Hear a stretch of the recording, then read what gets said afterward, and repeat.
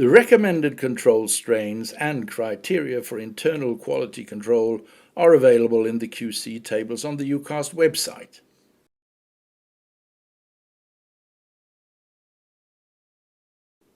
Control strains can be purchased from culture collections or commercial sources and should be stored by a method that minimizes the risk of mutations, for example at -70 centigrades on beads in glycerol broth.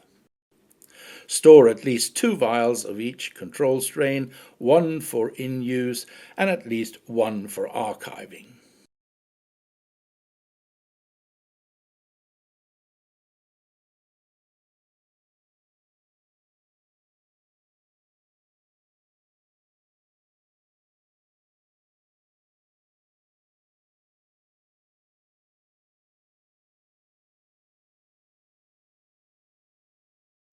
Once every week, prepare a subculture from the in-use vial onto appropriate non-selective media, incubate and check for purity.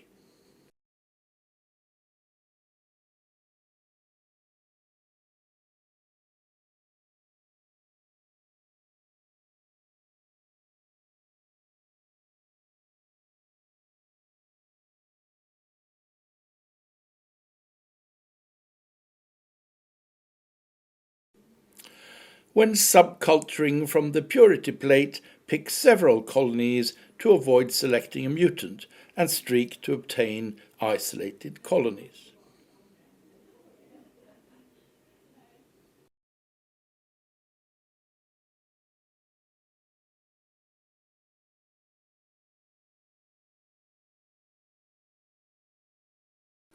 For non-fastidious QC strains, prepare a new subculture every day of the week from the purity plate for a maximum of 6 days. Then discard the plates and prepare a new purity plate from the frozen in-use vial. For fastidious QC strains that will not survive on plates for a week, you may subculture serially from day to day. After 6 days, prepare a new purity plate from the frozen in-use vial.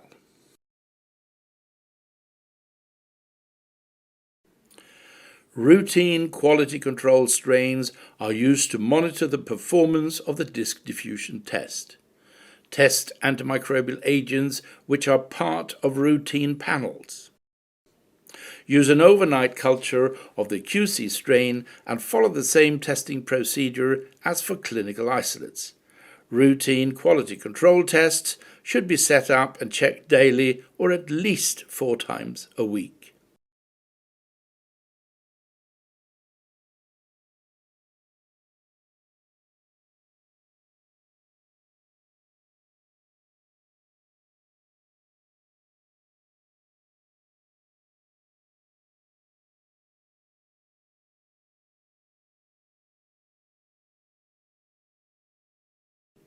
Control tests should be read and evaluated before reporting susceptibility test results for clinical isolates.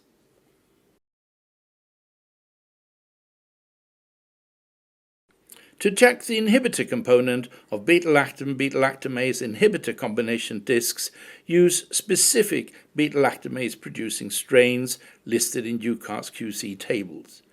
This should be part of the routine quality control. The active component is checked with a susceptible QC strain. Extended quality control is complementary to routine quality control. Resistant QC strains are used to confirm that the method will detect specific resistance mechanisms, such as ESBL, MRSA, and VRE. Check that zone diameters for quality control strains are within the acceptable ranges available in the QC tables. The range is set to allow day-to-day variation and limited variation between the manufacturers of media and discs. Individual zone diameters should be randomly distributed within the range, and mean values of repeat testing should be close to the target value. Each day that tests are set up, examine the results of the last 20 consecutive quality control tests. Examine the results for trends and zones falling consistently above or below the target. Analyzing QC results over time will often pick up trends before the controls go out of range. If two non-consecutive tests are out of range on the same side of the target, susceptibility test results for clinical isolates may still be reported, but investigation is required. If two consecutive tests are out of range, or if multiple disks are out of range on one day, investigate before reporting susceptibility test results for clinical isolates. The tests may have to be repeated. Errors in disk diffusion may be related to disks, media, test conditions, or QC strains. A common source of error is the antimicrobial disk. Make sure that correct agent and disk potency is used and that disks have not expired. Incorrect storage and handling of disks can cause loss of potency. If a problem is detected, use a new cartridge or an alternative lot of disks. Another potential source of error is the media used. The pH of the media and the content of cations and thymidine may affect zone sizes. Use an alternative lot of media or media from another manufacturer. For in-house preparation of media, make sure to follow the manufacturer's instructions. Too thin, too thick, or uneven agar depth may cause erroneous zone diameters. Both for in-house prepared and commercial plates, measure the agar depth to make sure that it is 4 ± 0.5 mm. For in-house prepared plates, adjust the volume if the agar depth is within the acceptable range but repeatedly above or below 4 mm. Excess humidity in agar plates may cause fuzzy zone edges resulting in zone diameters below the QC range.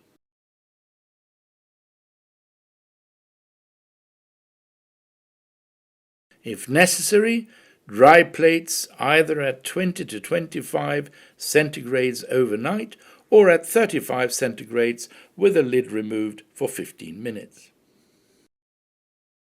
Problems can also be related to test conditions, such as inoculation, incubation time, and atmosphere and reading of zones.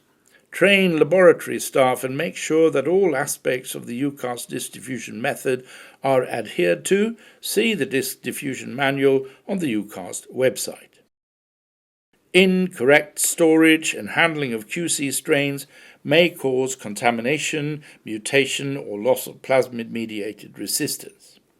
If you're uncertain about the performance of the QC strain, prepare a fresh subculture from the freezer.